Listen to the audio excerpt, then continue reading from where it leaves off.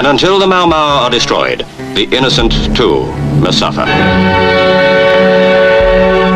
The entire history that we are told about British imperialism is a lie. Sir Evelyn Baring was governor of Kenya when Kenya was a colonial possession of the United Kingdoms.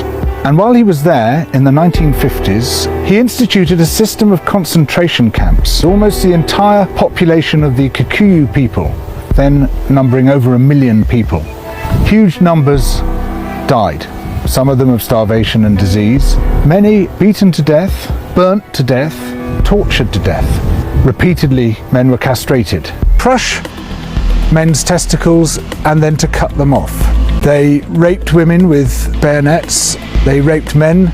In some camps, almost the entire population of children died. And until the Mau Mau are destroyed, the innocent too must suffer.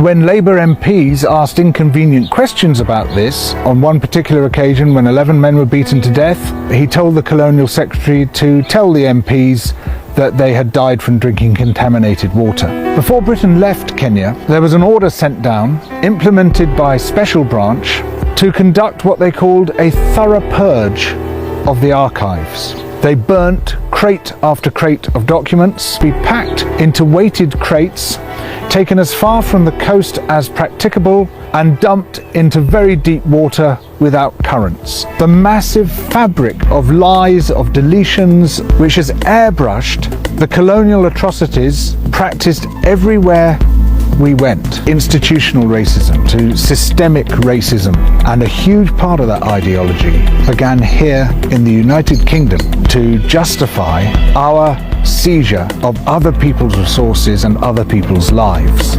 These relationships continue by other means. Through our trade relationships today, which are often highly coercive, enforced by offshore tribunals of corporate lawyers, basically forcing countries to give up their natural resources, enforced by international debt, and what we see is a net drain of wealth from the poor nations into the rich nations. This wealth is not just being taken from other people in the world today, it's also being taken from future generations.